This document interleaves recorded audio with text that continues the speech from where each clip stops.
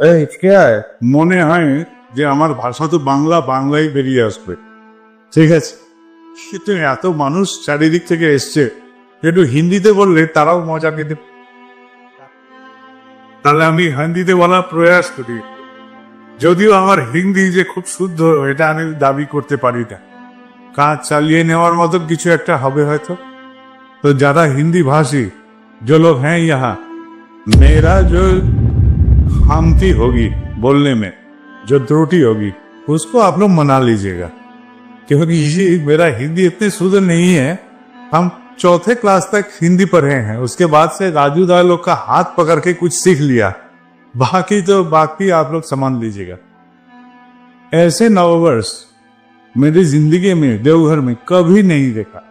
बारिश से भरपूर शीतल मनोरम परिवेश। यहाँ हिमाचल से आए हैं, कल मेरे सामने बैठे हैं चमन भाई, वो भी बहुत हंसमुख है क्योंकि यहाँ एसी का माहौल है, बाहर भी एसी का माहौल है। ठीक है, तो चारों ओर एसी ही एसी है इस बार। और परम पिता का आशीष दया चल ही रहा है बारिश के रूप में, ठंडे के रूप में। और यहाँ सब कोई जो गेस्ट हाउस में है वो कंबल ओढ़ने के लिए कंबल भी मांग रहे हैं। यहाँ बचपन से जब ही आया तभी ठाकुर जी का ही बात सुनते आया, ये करना है, वो करना है, सो करना है। लेकिन हम लोग तो घर संसार का जीव है, क्यों ना इस बार अब थोड़ा सा बदलाव भी हो जाए। कॉन्फ्रेंस पे थोड़ा सा हम पारिवारिक जीवन का ही बात करते। परिवार से तो विच्युत हम नहीं है, परिवार से ही हम आते हैं, परिवार से ही हमारा जीवन कायम हुआ है, और परिवार से ही हम काम धाम सीख तीख जो कुछ है इस परिवार के भीतर रहकर ही कुछ पाया है। इन परिवार कहीं पंजाब में सिख, वो लोग का परिवार का एक बच्चा, वो देखता है उसका बाप छोटा सा किराना दुकान है चलाता है, उसका दादा अस्वस्थ है, बीमार है, उसका सेवा साथ देता है, दादी बूढ़ी है, उसका भी सेवा करता है। बच्चा यही देखता है, बड़ा होता है, सीखता है, स्कूल जाता है, पढ़ता है, लिखता है, और मां का प्रेरणा से बहुत हुनर से पढ़ने का कोशिश करता है। ऐसे करने के प्रयास करता है कि उसके जैसा और कोई छात्र ना बने स्कूल में। ऐसे करके वो पढ़ता है तीव्र मन लगा के, क्योंकि मां का प्रेरणा बहुत उसके साथ है। मां का अनुप्रेरणा से वो भीड़ जैसा पढ़ाई लिखाई में भी चौकस होते जाते हैं। अब धीरे धीरे पारिवारिक जीवन का समय काल बीतते गया, दादा मर गए, दादी मर गई, बाप भी बूढ़ा हो गया। बच्चा पढ़ के ऐसी जगह में चला गया कि उसको एक स्कॉलरशिप मिला विदेश जाने का नौबत आया। विदेश में जाएगा, वहां पढ़ाई करेगा, उसके बाद उसका एक सपना है विदेश में ही वो रहेगा, अपना जीवन वहां विस्तार में ले जाएगा। इस मौके में उस लड़का का जो बाप था, बुरे बाप, अस्वस्थ हो गया, बीमार हो गया। उसको देख के लिए साथी चाहिए। परिवार का इस अवस्था में उस लड़का को द्विधा आ गया कि मैं क्या करूं, अपना सपना पूरा करूं या अपने परिवार के पास रहूं। सपना पूरन या परिवार के पास संयुक्त रहना। वो सोचा मैं जो सीखा हूं अपने सिख धर्म से, तो यही हमको सिखाया गया कि कर्तव्य ही है सबसे परम धर्म। वो अपना संतान रूप में जो कर्तव्य था उसका निभाने का, उसका पालन करने का प्रयास किया। वो सोचा कि सपना को चूर होने दे। वो अपना स्कॉलरशिप का जो विदेश जाने का जो नौबत था उसको टुकराया, रह गया छोटा सा एक किराना दुकान। उसको कैसे लेके बाप का चिकित्सा करेगा, मां का सहयोग करेगा, यही लेके ऊपर रहा। अपने सारे साथी सहपाठी में जो लोग को स्कॉलरशिप मिला था वो लोग उसके सामने से चला गया विदेश। कितने दोस्त, कितने बंधु, कितने सहपाठी, कितने साथी उनको बोले, अरे तू मूर्ख है, परिवार के लिए कोई ऐसा कुर्बान करता है क्या? लेकिन वो हार नहीं माना, रह गया। किराना दुकान को उसने क्या किया, एक लोकल मार्केट चेन से संयुक्त कर लिया। उसका छोटा सा किराना दुकान थोड़ा सा बड़ा हो गया। अब रात में वो रुका नहीं, थामा नहीं। वो ऑनलाइन कैसे सीखता है, डिजिटल मार्केटिंग क्या होता है, यही सब सीखने का प्रयास करते रहा। सीखते गया, बाधा से वो रुका नहीं, थामा नहीं, कोशिश करते गया। इस हर कोशिश, हर प्रयास उसको सिखा दिया डिजिटल मार्केटिंग क्या है, कैसे ऑनलाइन में काम किया जाता है। ऐसा करते करते उसने अपना छोटा सा किराना दुकान का एक नाम धाम दिया, उसको बड़ा किया। उसके बाद उस जिले में वो और कई शाखाएं खोल दिए। समय बीतता गया, इसका अपना परिवार हुआ, अपना शादी हुआ, बच्चा हुआ। तो इसके पास कोई पूछा, तुम अपना जो करियर था उसको कुर्बान करके जो रह गया, इसमें तुमको हताशा होता है क्या? पता नहीं, मैंने अपना व्यक्तिगत सपना को ठुकरा के एक बड़ा सपना को पाया। मैं अपने परिवार को पाया, अपने बाप का सेवा कर पाया। अपना बाप का सेवा करता है, यही तो संस्कार है।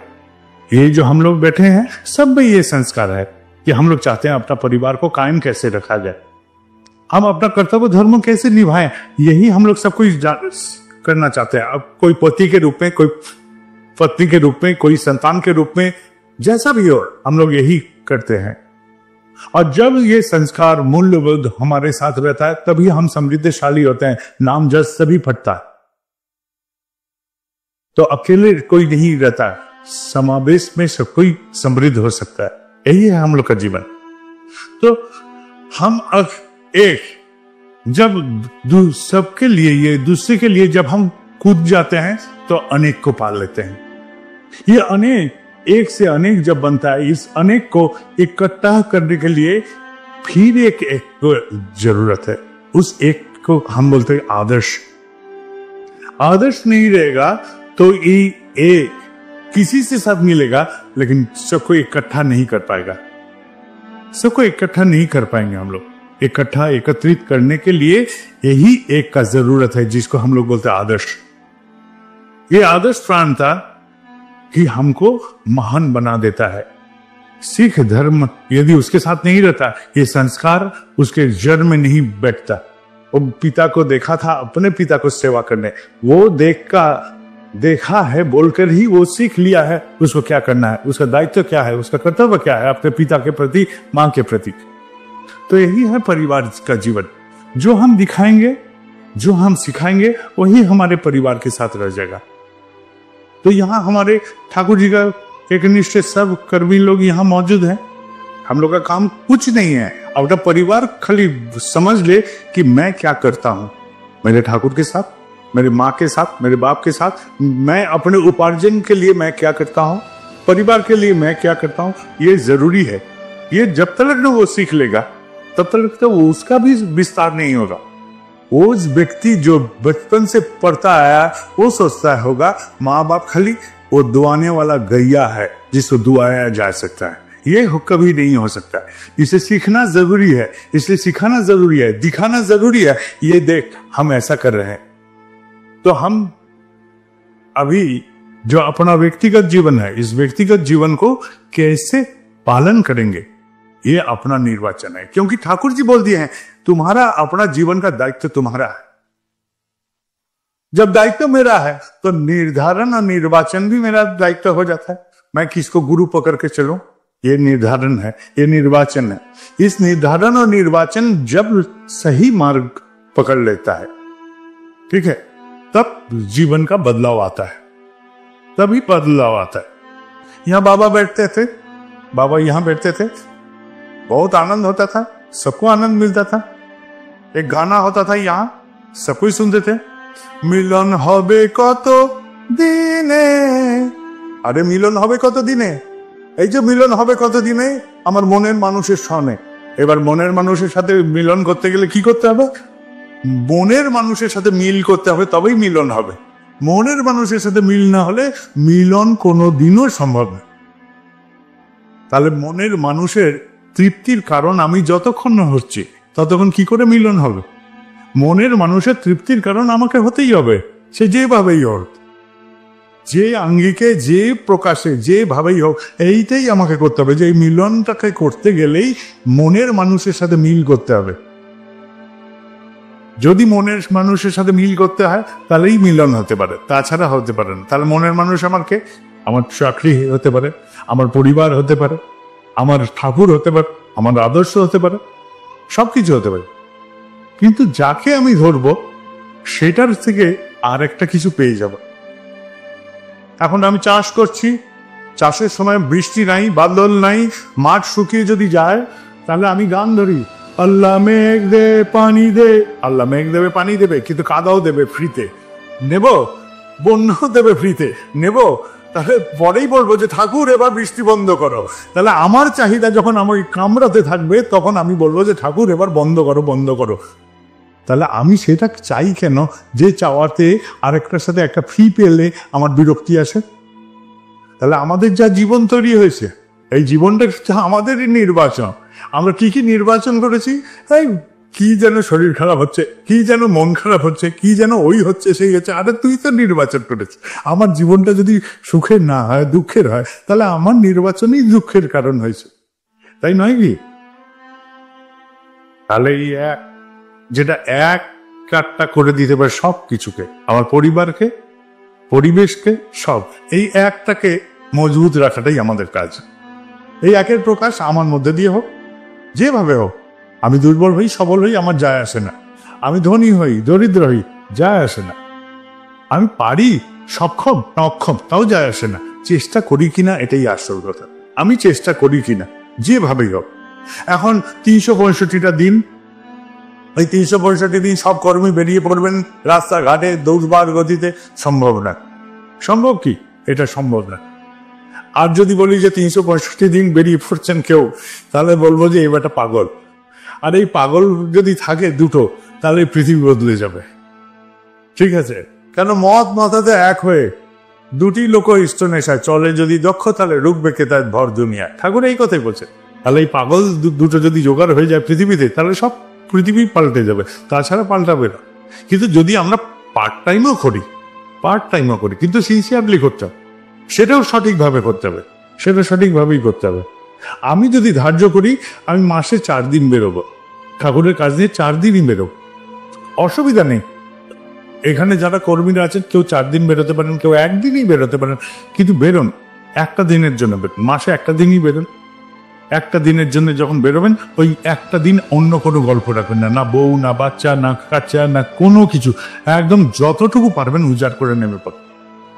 এই যে নেমে পড়বেন, কি করতে হবে?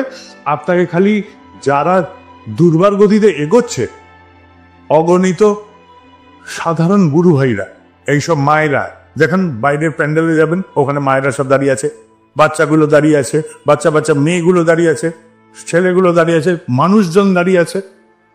এরা কিন্তু কিছু চাচ্ছে না, এরা একটাই গল্প চাচ্ছে, তুমি আমাকে, ওরা একটাই গল্প বলছে, তুমি আমার সাথে কদমে কদমে এলো, আমি তোমার সাথে থাক, তুমি আসো আমার সাথে, আমরা যা করছি তার সাথে তুমি সামিল হও। কর্মীদের এই কথাই তারা বলছে, আর কিছু বলছেন। তুমি খালি ওই একটা দিনের জন্যই নামো এই আমাদের এই কর্মতে, একটা দিনের জন্য, কিন্তু সিনসিয়ারলি নাও। 2 দিনের জন্য নামো, তাই নামো, কিন্তু নামো। কোথায় যাচ্ছ তোমরা? তোমাদের সাথেই আমি যাব, তোমাদের সাথেই আমি চড়ে যাব। তারা বলছে তোমার পদক্ষেপ পড়বে, আমরা তোমাদের সাথে আছি। সব সাধারণ গুরু ভাইরা বলছে, সব সাধারণ গুরু ভাইরা কর্মীদের এই কথাই বলছে, তোমরা খালি একটা পদক্ষেপ ফেলো না আমার সাথে, তারপরে আমরা তো সাথে হাত পেয়েই যাবে। এইটাই খালি তারা চ্যালেঞ্জ ঠুকেছে কর্মীদের কাছে। কিন্তু সাধারণ গুরু ভাইদের একটাই চ্যালেঞ্জ, যে তোমরা খালি আমার সাথে নেমে পড়ো, আমাদের সাথে, আর তুমি নামো আর আমাদের সহযোগিতা নিয়ে নাও, আমরা দাঁড়িয়ে আছি তোমাদের জন্য। একটাই বললাম। এবার একটা দিনের জন্য নামবো, মাসে 2 দিনের জন্য নামবো, 4টে দিনের জন্য নামবো, 10টা দিনের জন্য নামবো, কি 20টা দিনের জন্য, কি 30টা দিনে 30 দিনের জন্যই নামবো, সেটা আমাদের নির্বাচন। কেউ এটাতে জোর খাটাবে না। কিন্তু যে কটা দিনের জন্য যেন নামি, সেই কটা দিনের জন্য একদম অতি অবশ্যই সিনসিয়ারলি একদম অন্তর থেকে নেমে পড়ি। এইটুকুই খালি করতে হবে। আর বাইরে গিয়ে এখান থেকে বেরোবেন প্যান্ডেলের বাইরে, যত ভিড় এখানে যা দেখছেন তার ডবল ভিড় বাইরে সব দাঁড়িয়ে আছে, সব মায়েরা, দাদারা, ভাইরা। আমি তাদের মাঝখান দিয়ে এলাম এখানে হেঁটে হেঁটে। তারা সবাই কিন্তু অপেক্ষা করে আছে, সবাই অপেক্ষা করে আছে। এই আমরা যারা এইখানে আছি উপস্থিত, যারা ঠাকুরের নাম শোনে, ঠাকুরের নাম বিতরণ করি, ঠাকুরের প্রভাব বিতরণের জন্য দায়িত্ব নিয়েছি আমরা। তারা কিন্তু দায়িত্ব নেননি, কিন্তু তারা স্বতঃস্বেচ্ছভাবে ঝাঁপিয়ে পড়েছে ঠাকুরকে ভালোবাসেন বলে। মানুষ কিন্তু ঠাকুরকে ভালোবাসে, আমিও ভালোবাসি, আমরা সবাই ভালোবাসি, কিন্তু আমাদের ভালোবাসার প্রকাশটা খালি তোমার সাথে একবার এক লয় মিলিয়ে দিতে হবে। আমি কি বলছি এটা দরকার নেই, আমি তোমাকে নেতৃত্ব দিতে আসিনি, আমি তোমার কাছে দাঁড়িয়েছি খালি পাশে এসে দাঁড়ানোর জন্য। আমার কিছু করার নেই, তোমরা যা করার করো, আমি তোমাদের পাশে আছি। এই গল্পটাই খালি বলে দেন, এই গল্পটাই খালি উপস্থাপনা করে দিই আমরা কর্মীরা, তারপরে গল্পটা পাল্টে যাবে। আমরা সেটাতে ভাবছি আমাদের লিডার যদি না হয় তাহলে গল্প পাল্টে যাবে। কিন্তু আমাকে তো লিডার হতে বললেননি, লিডার হতে কেউ বলেননি, কারণ লিডার তো এখানে ঠাকুর। আমাকে কি করতে হবে? তার প্রতিনিধিত্ব করতে হবে। জাস্ট কায়া মনোবাক্যে, ওই একটা দিনের জন্যই যদি বেরোই, কায়া মনোবাক্যে তার প্রতিনিধিত্ব করতে হবে। কথার সমস্ত সময় তারই বলতে হবে, প্রকাশ তারই করতে হবে।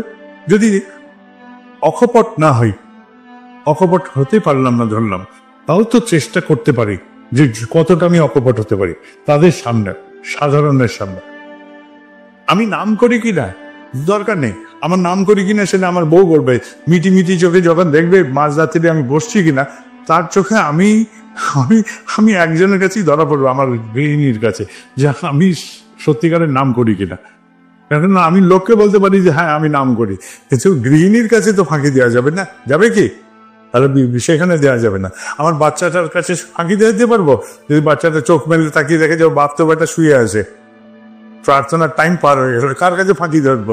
আমার ছেলের কাছে ধরবে, বউয়ের কাছে ধরা পড়বো। তাহলে আমি কপট হব কোথায়? সবার আগে পরিবারের কাছে কপট হয়ে যাব, কপট হলাম। আর আমি এই কথাটাই যখন বাইরে ফাটবার করে বলবো যে বেটা যা করে ভেতরে, বাইরে তা আর একটা রকম প্রকাশ করছে, এ বেটা অন্যরকম মানুষ। ছেলের কাছে অন্তত আমি এইরকম নেকেড হতে চাই না, এইরকম করে আমি ফুলে যেতে চাই না। তাহলে যদি খুলে নিয়ে যেতে চাই, তাহলে আমাকে আমার অন্দর মহলের আচরণটাকেই চেঞ্জ করতে হবে। অন্দরের আচরণ যা আমি অন্দরে করি তাই আমি বাহারে করার চেষ্টা করি, এটাই হচ্ছে অকৃত্য মত। এটা করলেই বাকি কাজ সমস্ত সহজভাবে হতে থাকবে। এটাই আমাদের স্বাভাবিক জীবন। আমাদের কর্মীদের কোনো কাজ করার নেই, আমরা খালি এই মহান সাগর যেটা উত্থাল উঠছে তার কাছে খালি দাঁড়ালেই ঢেউ আমাদের উঠিয়ে নিয়ে যাবে, আমাদের আর কিছু করতে হবে কেন? জনপ্লাবন তৈরি হয়ে গেছে। এই যে সাধারণ মানুষরা তারা নিরন্তর যাজন করতে পেরেছে, মায়েদের ঘরের যাদের আঁচল গায়ে দিয়ে খুন্তি নেড়ে কাজ করতেন তারা সব বেরিয়ে পড়েছেন মাঠে, তারা যাজনে বেরিয়ে পড়ছেন। যারা ব্যবসা করছে, কত ব্যবসায়ী আছে এখানে, আমি বলি আরে তুই সারাদিন ব্যবসা কর, কিন্তু ওই মায়েরা যখন বেরোয় তাদের টোটো ভাড়াটা দিয়ে দিস একদিনের, এটাই কর। তো এই করে সহযোগিতা কর, তোর কিছু করতে হবে না, তুই এইভাবে সহযোগিতা কর। আরে সেতু বন্ধন হচ্ছে প্রভুর, আরে কাঠবিড়ালি যদি গা ভিজিয়ে লাভ দিতে চায় সে সেইভাবে লাভ দিয়ে, যে যেভাবে পারবে, যেইটুকু সহযোগিতা এই মহান কার্যক্রমে আমরা করতে পারি তাতেই হবে। এখানে একজন আশ্রমের গাড়ি চালাতেন নীলকমলদা, তিনি এসছেন, বলছে দাদা আর আমার বাচ্চার ইচ্ছা নেই, আমাকে বলছে। আমি বললো কেন? আমার শরীর ভালো নেই। খালি জীবনের 2-3টে গল্প পাল্টে দিয়ে বললাম যে রোজ আপনি আমার সাথে দেখা করতে হানিমুন করতে আসবেন বউকে নিয়ে। এখন রোজ বিকেলে সন্ধ্যার সময় আসে আমার কাছে, এসে কিছুক্ষণ বসে যায়। আমি কিছুদিন আগে জিজ্ঞেস নীলকমল দা কবে উপরে যাবেন? বল না না না এখন থাকবো। জীবনটা তো জীবন, আরে জীবনটাকে খুশিতে ভরে দেওয়াটাই তো আমাদের কাজ। যদি রান্নাঘরে আগুন লাগে তখন আমি হায় করতে পারি, আর নচেত পাশের ঘর থেকে ডুন নিয়ে এসে যে কটা পোড়া আলু অবশিষ্ট আছে ওটাই খেয়ে ভাবতে পারি যে পরে এবার কি করে রান্নাঘরটা গুছিয়ে নেব। তাহলে বিপদ দেখলে আগে ঘাবড়ে লাভ নেই, বিপদ থেকে আমি কি করতে পারি সেটা দেখা ভালো। এখানে একটা প্যান্ডেল ছিল 2016 নববর্ষ, হঠাৎ প্যান্ডেলে কোনো কারণে আগুন লেগে প্যান্ডেল দগ্ধ হলো। তারপর প্যান্ডেলে ছাইটাই সব পড়ে আছে। আমি কিছু গোবর জোগাড় করে, কয়েকটা লেবার ছিল, আমি বলাই সব এইগুলো দিয়ে ঘুঁটে বানাতো। আমার মা বলছে যে তোর আর কাজ কাম নাই, সে প্যান্ডেল পুড়ে গেছে তার উপরে আবার গোবর টোবর লেপে এরকম করে ঘুঁটে বানাচ্ছিস। আমি বললাম যে ওইটা দিয়ে যখন লিট্টি খাবো, এই এত বড় প্যান্ডেলের পোড়ার লিট্টি, সেটা খেতে না জানি কত সুস্বাদু হবে। তো সেই ঘুঁটেগুলো তৈরি হলো। এখানে যারা গার্ডরা কাজ করেন, আশ্রমের গার্ডরা, তাদের শীতের দিনে আগুন তাপানোর জন্য আমি সেগুলো দেওয়া শুরু করলাম। মানে লক্ষ টাকার আগুন তোমরা পোয়াও আর নিজেদের তপ্ত করে আশ্রমকে পাহারা দাও। এটা তো ঠাকুরের আশ্রম, তোমাদেরও আশ্রম। গল্প তো এরকম করে ভাবতে হবে। জীবনটা খুব সুন্দর, জীবনটা কোনো কঠিন ব্যাপার নয়, ঠিক আছে? পরিবারটাকে সুন্দর করে রাখে। যাদের পরিবারের সাথে সম্পর্ক ভালো নেই, সম্পর্ক করে নেন। আরে যতদিন ঝগড়া হয়েছে থাক না, ঝগড়াগুলো তো অতীতের গল্প করে দেওয়া যায়, এক মুহূর্তে গল্প করে দিয়ে আবার সুন্দর করে নেওয়া যায়। আরে সবাইকে ক্ষমা করে দিতে পারে। আরে পরম পিতা যদি আমাকে ক্ষমা করতে পারেন আমার সমস্ত ত্রুটি বিচ্যুতিতে, তাহলে আমিও তো একটা সংসারের পিতা, আমিও ক্ষমা করে দিতে পারি। আমরা সবাই এরকম করতে পারি। এই ক্ষমা করাটা মানে তো ক্ষমতা অর্জন করা, সহ্য করার ক্ষমতাটাকে অর্জন করা। ক্ষমা করা মানেই তো সেই ক্ষমতাটাকে অর্জন করা, সহনশীলতার ক্ষমতাকে অর্জন করা, তাই ছাড়া আর কি। পরম পিতা সমস্ত সহ্য করতে পারেন না, তাই তিনি পরম পিতা, তিনি সবাইকে ক্ষমা করে দিতে পারেন। আমি পারি না, তাই দোষ কি করেছে সেটা লিস্ট বানাতে থাকি, মনের মধ্যে পুষে রাখি, আর সেটা নিয়ে মনের মধ্যে খচ খচ খচ খচ খচ খচ করতে থাকি। জীবনটা আনন্দে ভরুক, সবাই ভালো থাকেন। এখান থেকে যখন সবাই ফিরবেন, আনন্দবাজারে যারা খাবেন তারা এই কথাগুলো সব ভুলে গিয়ে বাড়ি চলে যান। কেননা এই যে যা যা কথা হলো দুদিন ধরে, অনেক ভালো ভালো কথা হলো, এইগুলো ভোলার কাজ হচ্ছে এখন আনন্দবাজার প্রসাদের দায়িত্ব। যে এটা খেয়ে গেলেই এই যে একটা আরাম করে দুপুরে কেউ ঘুমিয়ে বিকেলে ট্রেন ধরবেন, আরামে ভুলে যান।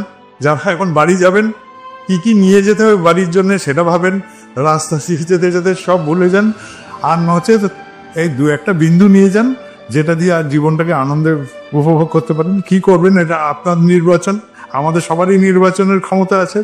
জীবনটাকে এটাকে যা কিছু হবে সবটার দায়িত্ব আপনার, আপনার দায়িত্ব একদম কেবল এবং কেবল মাত্র আপনার। আমরা কেউ অবাঙ্কেও না। আর সেই জন্য পরমপিতা নির্বাচিত, পরমপিতার সন্তান হতে গেলে নির্বাচিত হতেই হবে কোনো না কোনো সুকর্মের দৌলতে। আমরা কেউ না এরকম আমি মানি না, আমরা সবাই কেউ কেটা, আমরা সবাই কেউ কেটা। ওই যে ভিখারি যে ভিক্ষা করে খাচ্ছে, সেও যখন জয়গুরু বলছে এরকম করে বুক চিতিয়ে, আমি মনে করি তার সাথে ঠাকুর দাঁড়িয়ে আছেন, আর তার সাথে যখন ঠাকুর দাঁড়িয়েছে সে মূল্যবান, আর সে কখনো অবাঙ্কেয় হতে পারে। তাহলে আমরা কেউ অপাঙ্কেও নই, আমরা সবাই সমর্থবান, সবাই কৌশলী, সবাই দক্ষ এবং চিন্তাতে বিস্তার করার ক্ষমতা রাখি। আমার চিন্তা যে বিস্তার হবে, সংগঠনও বিস্তার হবে, ঠাকুরের বিস্তার হবে, সৎসঙ্গের বিস্তার হবে, সব কিছু বিস্তার হবে। ঠাকুর বলছেন ফুল ফুটলেই গন্ধ বেরোবে, এর কোনো মানে নেই যতক্ষণ না তার দিয়ে হাওয়া দিতে হয়। তাহলে আমি হাওয়ার কোনা, আমি এই হাওয়ার প্রবাহ, তাহলে আমি কেউ নই। কে বললো হাওয়াকে না হয় দেখাই যায় না? এখানে কথা হচ্ছিল যে আমরা কেউ নই, সব ঠাকুর করেছে, সব আমি মেনে নিচ্ছি, কিন্তু আমি সেই হাওয়া, সেই পবনের জোকা, সেই পবনের মুক্ত প্রবাহ, যে এই প্রবাহকে ঠাকুরকে বিস্তারে নিয়ে যেতে পারে, ঠাকুরের সমস্ত বার্তা। কেউ দেখবে না ঠাকুরকে, দেখবে কেবল কিন্তু আমাকে। আমি কিভাবে প্রকাশ করছি, আমার আচরণ দিয়ে, ব্যবহার দিয়ে, কথা দিয়ে, তাই দেখবে, আর কিছু দেখার দরকার নেই। তাই আমি সবাইকে আজ বলি যে এই পোশাকের আড়ালে থাকবেন না। এই পোশাকটা বলছে আমি জয়গুরু পার্টি, মুখে যদি বলেন জয়গুরু, হ্যালো হয়ে গেল জয়গুরু। এই দুটো যদি ধাঁচা খুলে দেওয়া যায়, আমি যে পোশাকে থাকি, স্বাভাবিক সাধারণ নিত্য পোশাকে যদি থাকি, যদি মানুষ চিনে যায় যে তুমি বেটা একটা অন্য কিছু মানুষ আমাদের মধ্যে এসছো, তাহলে বুঝবেন যে আপনার মধ্যে দিয়ে ঠাকুর প্রকাশ পাচ্ছে। এটাই হচ্ছে প্রমাণ, এটাই প্রমাণ, আর কিছু না। গামছা পরে থাকেন, লুঙ্গি পরে থাকেন, ধুতি পরে থাকেন, কি পায়জামায় থাকেন, কি জিন্সে থাকেন, আমার যায় আসে না। কিন্তু প্রকাশটা যদি কেউ টের পেয়ে যায় যে তুমি ভাই তো একটু অন্যরকম মানুষ ঠেকছে, এইটা যদি তার মনে থেকে যায়, তাহলে বুঝবেন যে আপনার দিয়ে ঠাকুর প্রকাশ হচ্ছে। ঠিক আছে? স্বাভাবিকভাবে এখানে কথা উঠল নাম জপ নিয়ে। নাম জপ কেন হয় না? যে আমাদের কর্ম কিছু আমরা পেন্ডিং রাখি। বড়দের নামে বসছেন, না হচ্ছে না, কি না একটা চেয়ার তার স্থান থেকে অন্য স্থানে রাখা হয়নি, এইটার জন্য তিনি উঠে নাক থেকে উঠে চেয়ারটাকে স্থানান্তরিত করে কানে রাখলেন, নামে বসে গেল। পেন্ডিং কাজ, নামে বসতে দিচ্ছে, সামান্য একটা চেয়ার। একটা ঘটনা বললো। তাহলে আমাদের কত রকম পেন্ডিং কাজ থাকে, যতগুলো পেন্ডিং কাজ আছে সেগুলো লিখুন, আর যেগুলো করবেন মনস্থ করেছে করা যদি সম্ভব করে ফেলেন। ঠিক আছে, এটাই গল্প। শান্তি চাই জীবনে, আমরা সবাই শান্তি থাকতে চাই। শান্তি মানে যেটা আমাদের মনের অস্বস্তির কারণ, সেটাকে নিরসনের জন্য যা যা চেষ্টা করার সেটাই করতে হবে, করে ফেললে হয়ে যাবে শান্তি। ওই কর্মটাই শান্তি। আর যেটা আমার ক্ষমতার বাইরে যেতে দাও, সুবিধারি। সুস্থ থাকতে চাপ, তাহলে মনটাকে শরীরের থেকে বাইরে করে দাও, তাহলে এই অন্য কিছু দিয়ে চিন্তায় থাকো, আর শরীরের চিকিৎসা করাও, সুস্থ থাকবে। এটাই হচ্ছে সহজ নিয়ম। ঠিক আছে, কাউকে ভালোবাসো, এমন ভাবে ভালোবাসো তাকে তার তৃপ্তির কারণ হয়ে ওঠো। এটাই, এই যে তাকে ভালোবাসতে পারছো এটাই যোগ। আর এই যে কাউকে তৃপ্তি দেওয়ার জন্য চেষ্টা করছো, সেটাই হচ্ছে প্রেম। সহজ গল্প। সাধনা টাধনা এত বছর জানি না, সম্পন্ন যেটা করার জন্য বিহিত চেষ্টা করছো সেটাই হচ্ছে সাধনা। একদম সহজভাবে যেটা সম্পূর্ণ করার থেকে কোনো বিহিত প্রচেষ্টা করি সেটাই সাধনা। আমার রান্নাটাকে সম্পূর্ণ করার জন্য বিহিত চেষ্টা করছি, তাহলে রান্নার সাধনা হয়ে গেল। সহজ ব্যাপার একদম। এই হচ্ছে জীবনের গল্প। যেটা যা করবে, যেটাকে তুমি সম্পূর্ণ করার জন্য যে বিহিত চেষ্টা করবে সেটাই তোমার সাধনা। একদম এটাই গল্প। একদম এইভাবে সহজভাবে জীবনটাকে বুঝি আর জীবনটাকে নিয়ে গেল। এত কঠিন জটিল ব্যাপার কিছু নেই। ভালোবাসতে হবে যদি ঠাকুরকে, তবে ভালোবেসে দেবো। আমি তো এটাই বলি, ভালোবাসতে গেলে যদি তোমাকে ভালোবাসতে সব হয়ে যাবে, তাহলে তোমাকে ভালোবেসে দেবো। গল্প আর কিছু নেই। এটির যদি সহজ গল্প হয়ে থাকে, তাহলে এটি আমার নির্বাচনের যদি সময় আসে, তাহলে আমি নির্বাচন করে নেবো তোমাকে। ওই যে একটি ঋত্বিকের গল্প বলেছিলাম কনফারেন্সের আগে, যে তার বৌমা প্রেগনেন্সি, বাচ্চা উঠে গেছিল, এই গল্পটা বলেছিলাম।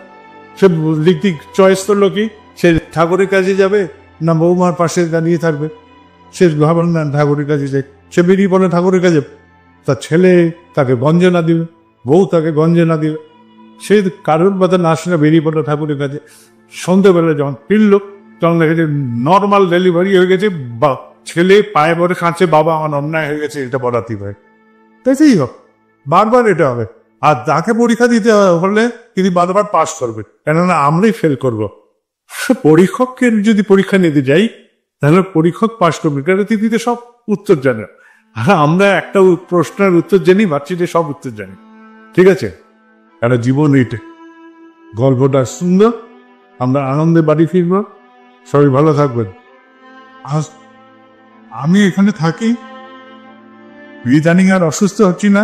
কেন হচ্ছি না তার নিয়ে আমার চিন্তা হচ্ছে। অসুস্থ হচ্ছি না, মাথায় গোফে কোথাও রং লাগাতে হচ্ছে না, সেটা নিয়েও আমার চিন্তা। বয়স বাড়ছে, এখনো লাগাতে হচ্ছে না কেন। আর অসুস্থ হচ্ছি না কেন, সেটা নিয়েও চিন্তা হচ্ছে। তো চিন্তা করে দেখছি যে কিছুই হচ্ছে না আমার সাথে। তো সবই ঠাকুরের দয়ায় ভালোই হচ্ছে। এখন ভাবলাম যে বৃষ্টির মধ্যে আসতে হবে, দেখি যে রথ বেরিয়ে পড়েছে বাইরে। তো আমার নাম অর্ক বলেই ঠাকুর হয়তো বলে দেয় তোর গায়ে একটু সূর্যের আলো ফেলে দিই, তাই আনন্দেই থাকছি সেজন্য। ঠিক আছে, দু একটা পাকা গোপ হলে বউ দেখি কেটে দেয়। তা আমার বউয়েরও একটা কথা আছে, তো সেই কথাটা আপনাদের জানিয়ে দিই।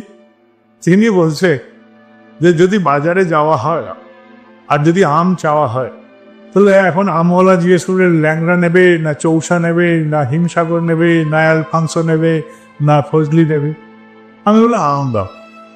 কিন্তু আমওয়ালাতে জিজ্ঞেস করে কোন জাতের আম নেবে, এইটা একটা সমস্যা হয়। তো তিনি একটাই কথা বলছে, সব আমের যখন নাম হয় তাহলে তোমারও নিশ্চয়ই কোনো একটা নাম আছে। কত লোক এখন এসে দেখি যে আগে বলতো বাবাই দাদা, কেউ বলতো দাদা, এখন বলতে পারে না, মুখ আটকে যায়, পেটের কথা পেটে থেকে যায়। বলে আচার্যদের বলবো না, দাদা বলবো না, বাবাই দাদা বলবো, কি বলবো? আরে আমার নাম বাবাই দাদা বলবে, যা বলতে ভালো লাগে তাই বলবে। যে নামেই ডাকো, গোলাপ তো গোলাপের মতনই গন্ধ ফোটবে। ঠিক আছে,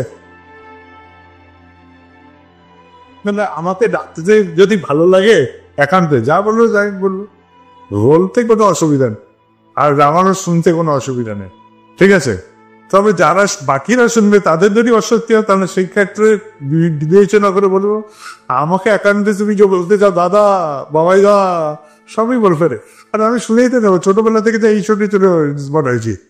ঠিক আছে, সবাই ভালো থাকবেন আর ধরো আনন্দে থাকবেন। আর যত আনন্দে থাকবেন দেখবো যে এই যে যা দেখছি আমরা, এটা সামান্য দেখেছি, এটা কিচ্ছু নয়। এখন যা উৎসব হচ্ছে, একটা লোকজন ভিড় হলে আমরা ভাবছি না জানি কত বড় উৎসব হলো। এটা এখনো কিচ্ছু পৌঁছায়নি, আমরা আমাদের অনেক কাজ বাকি। এখন রাস্তা দিয়ে যাবার লোকে এসে আমাদের প্রণাম করতে থাকবে, আর তুই দেখেন গল্পগুলো চেঞ্জ হবে। আমার মেয়ে যাবে স্টেশনে, আমি পৌঁছাতে যেতাম, আমার আর যেতে হবে না। গুরু ভাইরা বললো আরে আপনি ভাবছেন কেন, আমরা পৌঁছে দেবো। হঠাৎ করে 2-3টে গাড়ি করে আমার ছেলে মেয়েকে স্টেশনে ওঠাতে যাবে। এরকমই জীবনের গল্প হবে, এটাই জীবনের গল্প, এটাই জীবনের গল্প। আমাকে খালি একের সাথে যুক্ত হয়ে লহুতে বিস্তার ঘটাতে হবে, আর বাকি গল্প সব পাল্টে দেবে, আর কিছু করতে হবে না। একটি মা আমাকে কি বললো যে তার মেয়ের বিয়ে হয়ে গেছে, তার স্বামী মারা গেছে, চোখের অপারেশন হবে। চোখের অপারেশন করতে গিয়ে সে বাচ্চা কি করবে না করবে, প্রতিবেশীরা এসে তার রান্না বান্না করে দিল, কাপড় কেচে দিল, তাকে উঠিয়ে নিয়ে গেল হাসপাতালে, অপারেশন করিয়ে নিয়ে বাড়ি ফিরিয়ে দিল। কাউকে দরকার হলো না। দেখলো যে 1 না 2 না হাজার হাজার সাথী আমার প্রেমে দাঁড়িয়ে আছে। এইটাই তো জীবন, এটাই তো জীবনের গল্প, একটাই তো জীবন আমাদের। সবাই ভালো থাকেন, সবাই মঙ্গলে থাকেন, সবাই আনন্দে থাকেন। বাড়িতে কে কে ঝগড়া করেন? আরে ঝগড়া করেন তো, লজ্জা পাওয়ার কি আছে? ঠিক আছে, কিছু কিছু বোকা থাকে ঝগড়া করার জন্য, আর যারা জ্ঞানী তারা ঝগড়াই করবে না, না ঝগড়া হতে দেবে না ঝগড়া করবে। ঠিক আছে, সবাই যে জ্ঞানী হতে হবে তার কোনো মানে নেই। আমরা কয়েকজন বোকাও থাকতে পারি পৃথিবীতে। ঠিক আছে, তাহলে সবাই চেষ্টা করবেন যেরকম করে ভালো থাকা যায়। ঝগড়া করলে যদি ভালো থাকা উপায় হয় তাহলে ঝগড়া করে নেবেন। জয় গুরু।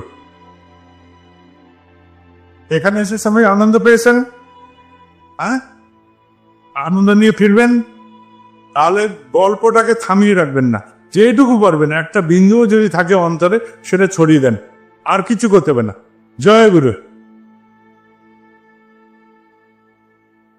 এবার তাহলে ধ্বনি দেওয়া হবে 10টা 20 বাজে, এরপরে প্রসাদ, তারপরে কারোর কারোর আবার যাওয়ার আগে আমাকে কিছু বলার থাকবে, আবার বসে যেতে হবে। তো একসাথে সব মিলিয়ে ফেলেন ভালো, কেননা অনেকে যাওয়ার তাড়া হয়ে যাবে এরপরও। জয় গুরু। রাজুদা আর কিছু বলতে হবে? আরে রাজুদা চুপ করে বসে, আপনার ভয়ে তো আমি নামছিলাম না। আমি তো বলছি আর একটু থাকেন, রাজুদা আর একটু বলুক। রাজুদাকে পাঠিয়েছিলাম এবার একটা উৎসবে ভাগলপুরে, মজার উৎসব। তো রাজুদাকে যখন চাচ্ছে বক্তা টক্তা, আমি বললাম হ্যাঁ রাজুদা যাবে, কিন্তু রাজুদাকে বললেন শুনুন মঞ্চে উঠে বক্তৃতা দেবেন না, মঞ্চে নিচে বসে বসে লোকের সাথে গল্প করবেন, যখন আপনার গলা বসবে তখন বাড়ি ফিরে আসবেন। তো রাজুদা বাড়ি ফিরলো যখন, বলছে গলা দিয়ে আওয়াজ বেরোচ্ছেন। রাজুদা বলছে, আমি বললো হ্যাঁ এটা ভালো হয়েছে উৎসব, এটা ভালো হচ্ছে। আরে মঞ্চে 45 মিনিট বলবে, 40 মিনিট বলবে, আধা ঘন্টা বলবে, আর ওইখানে সবসময় কথা বলতে হবে, ঠাকুরের কথা বলে যাও, এটাই ভালো উৎসব।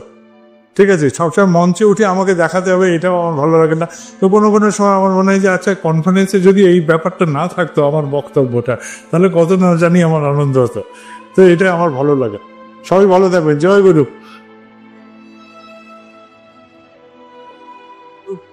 ধ্বনি দেওয়ার ব্যাপার আছে না, তরুণদার উঠতে একটু টাইম লাগে, তা সেটুকু আমাদের মার্জনা করেই নিতে হবে। ঠিক আছে, তরুণদা শীতকালেও ঘামে, তার একটা মহান গুণ আছে, ঘামতে ঘামতে বাণী পাঠ করবে। জয় গুরু।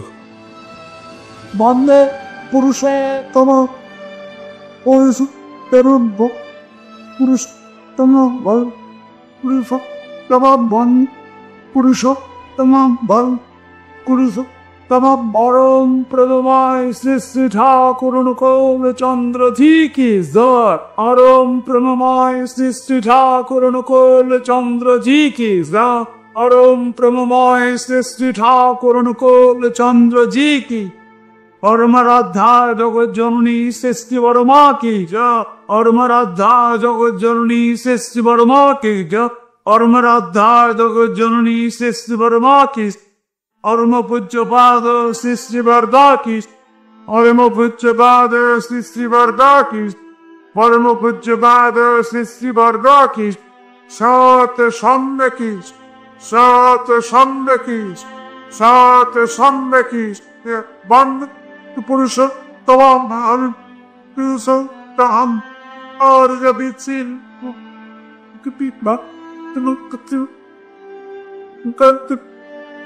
হম কৃষ্ণ আম কি সিদ্ধি পুরুষ তমাম তম পুরুষ তমাম পুরুষ তমাম মন পুরুষ তমাম মন প্রভময় সৃষ্টি ঠাকুর কোয়েল চন্দ্রজি কি জয় গুরু। আপনারা রামধনুর নাম শুনেছেন, রামধনু। রামধনু আমরা বাংলায় বলি ইন্দ্রধনুষ, যাকে সেই রামধনু কেন বলা হয়? সাতখানা রং সেই ধনুতে আছে।